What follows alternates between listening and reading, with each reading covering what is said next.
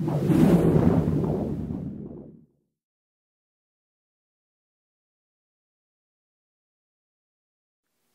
everyone, I'm Jason Odell and welcome to the studio. Today I'm going to do a little unboxing for you. I wanted to share the Fuji system that I just got. Obviously haven't used it yet. It just came via UPS. I ordered all this from B&H Photo, who's a site sponsor. Just to point out, I don't get any of my gear for free, so anything that I'm using I have to buy myself. So in full disclosure. Now, I've actually been thinking about one of these Fuji systems for a long time, since I ran into some of my friends back in October at the Photo Plus Expo. I've been hearing great things about the Fuji sensor, the lenses, all that stuff. The one thing that's kind of held me back, honestly, has been the design and performance of the bodies themselves. We're still early on, relatively speaking, in the evolution of these mirrorless cameras. Now, that changed with this camera coming out, which is the Fujifilm X-T1. It's a little bit designed more like a DSLR. It shoots 8 frames per second. It has some features that I'm interested in, and most importantly, it's got a much faster autofocus system than what was in the first generation of Fuji bodies, the X Pro and the XE1. So this body just came out. It's only been available from stores for about the last week or so. It's been on pre-order since it was announced. I got it with the kit lens, an 18-55, 2.8-4 aperture stabilized lens, which is the equivalent to like a 28-80, 28-70 lens that you would use on a DSLR. Now, this is an APS-C sensor, so that's similar to Nikon's DX. It's 16 megapixels, and one thing that's different about Fuji's sensor is that they don't use the traditional Bayer pattern for colors, which is the grid of red, green, and blue photo sites. They instead use their own pattern, and on top of that, there's no anti-aliasing filter. So similar to a D800E or a Nikon D7100, where there's no anti-aliasing filter, you're going to get a sharper picture right out of the camera with this little guy. Now, this is a fairly large box. It looks kind of DSLR-like. Let's open this up and see what's inside, so we'll have a little fun here. So I'm going to open the box up, and of course you've got your manuals. Do not lose these. This has got software, registration cards, that kind of stuff. In fact, I always put this stuff back in the box when I'm done unpacking, and I'll store the box as is. I'm not going to get rid of this. Should I ever want to sell the camera in a few years or whatever it comes down to, it's nice to have all the original materials to increase the value of that. So let's open this up, and in here let's pull out the X-T1 body. And here it is. This is not nearly as big as it would appear on the box. This is a very small camera. It weighs only about 440 grams with the battery installed. It's got a hot shoe on top. Now, this prism that looks like your traditional viewfinder from a DSLR is not. This is actually a electronic viewfinder, so you don't look optically through the lens.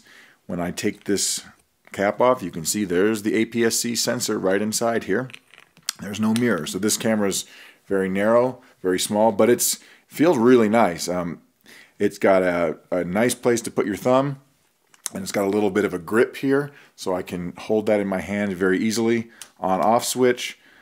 It's got a shutter speed dial on the top, what is this here? Exposure compensation, ±3, ISO, and a few other features too. The other main feature of this camera is it's got a tilting rear LCD. So this display can tilt out, which is nice if you're working in a situation where maybe you've got the camera really high or really low and you want to see what you're doing without looking through the viewfinder proper. So this is really nice. It's very small, actually, even though it's slightly larger than the other Fujifilm X cameras. We'll put that there. And here's our kit lens. Wow, that's pretty nice too. This is the 18-55. All machined smooth metal. This feels really smooth right now. It's got a manual focus ring as well as an aperture ring and a few other features. But again, This is going to be the equivalent to about a 28 to 70 type of lens if you were using a 35mm camera. Fairly small as well. Also included with this camera is something I probably won't use a lot of, but here is a little pop-up flash that will fit in the hot shoe of this camera.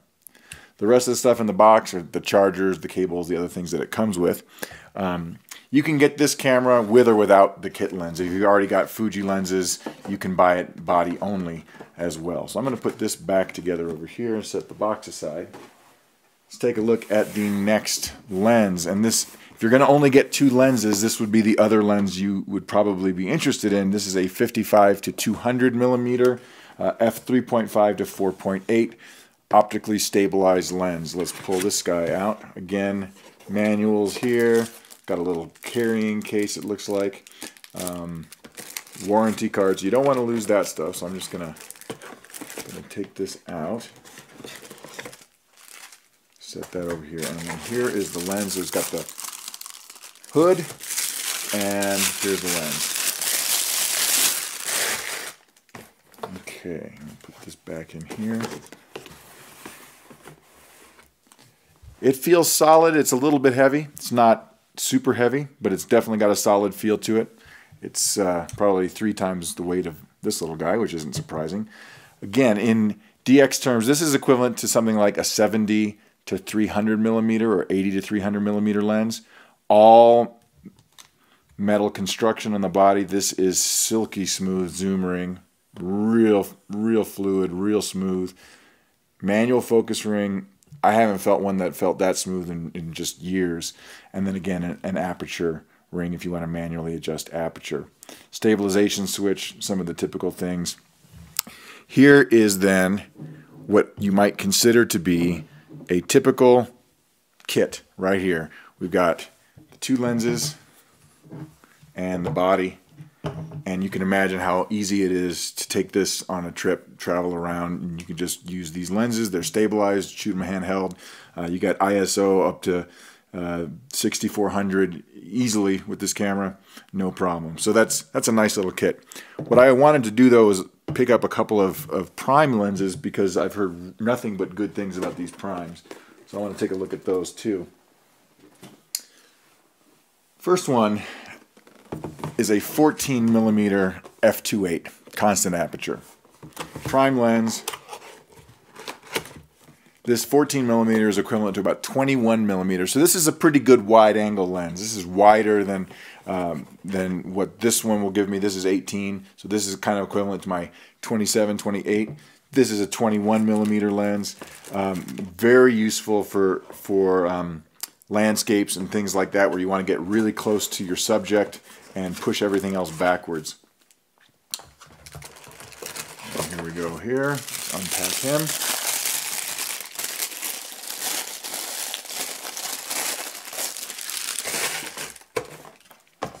Not very large at all. So this is a 58mm filter thread. Here's the lens. Again, very smooth manual focus operation. And then it's got a clutch ring here, it looks like. So in this mode, it's going to be autofocus. In this mode, it's manual focus. And what I'm loving about this is it's got hyperfocal distance scale on here, which you don't see very often anymore, and focusing marks in both feet and in meters. And then there's our aperture ring. Very, very cool. Pinch front cap. And you got another small, easy to carry lens. Now, if you're more into street shooting, street photography, then you're probably going to be interested in something like this, which is a 23mm f1.4, so a fast, sort of normal lens. 35mm focal length is really nice. It's in that zone of normal.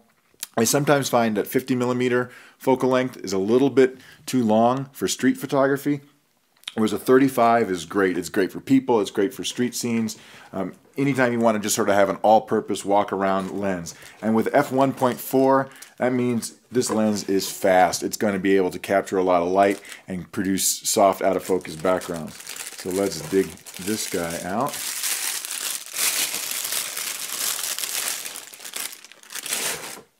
Silica gel.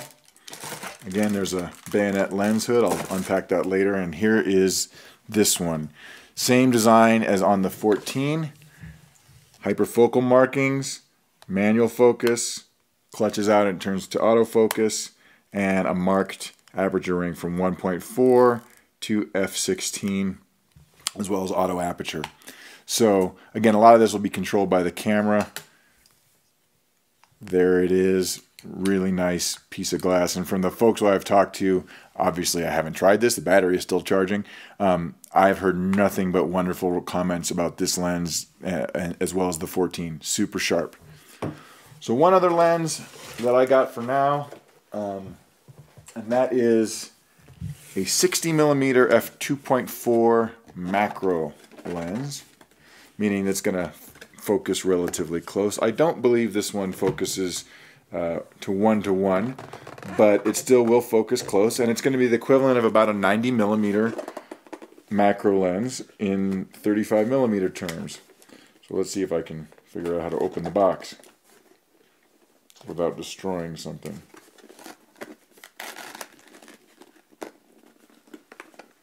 Okay, this one opens a little bit differently. Here we go. Oh, look at that. Got its own little box here. There is the paperwork again. I don't want to lose that. Woohoo! Open this guy. It's got foam padded case, and look how small this one is. So this is the equivalent of a 90mm macro. Again, it's got a pinch front cap. It uses a 39mm front filter thread, so that's a little bit different than what these other ones have. Most of these run with either a 58 or a 62. It's got a fixed aperture, and then here's our aperture ring. And again, smooth manual focus. This one's maybe not quite as smooth as what those other ones were, but it's still awfully nice. Again, metal body. So here's this kit. And what I would like to do in the coming days and weeks, of course, will be to test the kit and use it. But let me just compare this set of lenses here with what I would be normally taking in the field on a trip when I wanted to go somewhat smaller. Now I use Nikon equipment, of course, and I have my smallest full-frame Nikon. I don't use the DX Nikons as much anymore, but I use a D800, actually a D800E. Grab that. So what I would normally take, comparable, here's a D800, and here's the little Fuji. Now obviously there's no comparison in terms of resolution. This is a 36 megapixel camera. This is 16, so I'm not going to compare the feature specs, but you can see just how much larger this is. And my go-to lens on this camera, which would be similar to this one, the 18 to 55. My go-to lens on the Nikon world would be this lens, the 24 to 70 millimeter lens is my most popular lens with Nikon. So you can see here how much smaller, and more importantly, what you can't see is how much lighter this is. This lens here weighs more than all of this stuff combined.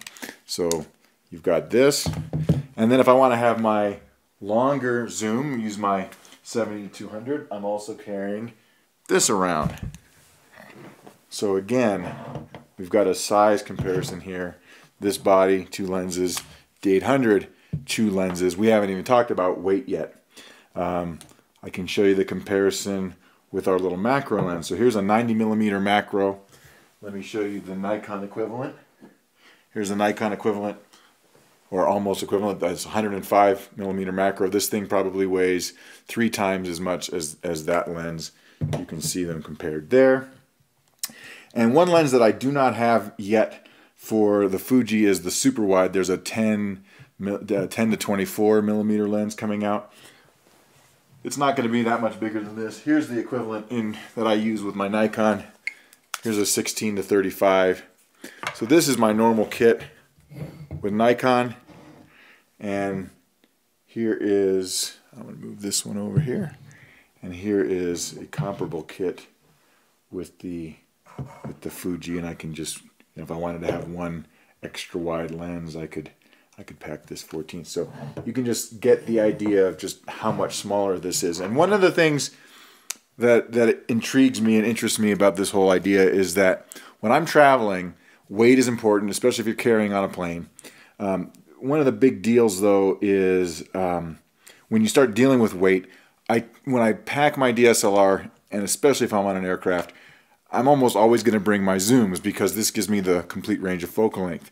And even though I've got some nice prime lenses for my Nikon kit, most of the time they just take up space in the bag and weight, and they add weight to my trip. Whereas here, if I wanted just to add on this little lens, it's not that much larger, and this whole kit could be carried in a small shoulder bag and it wouldn't break your neck doing it. So I think it's going to be fun. Like I said, this is just a little entertainment for today, a little unboxing, have a little fun with that. I'm going to let my batteries charge up, and hopefully in the coming weeks you'll see some example images. I'll be able to get out there and use this little X-T1. I'm looking forward to it.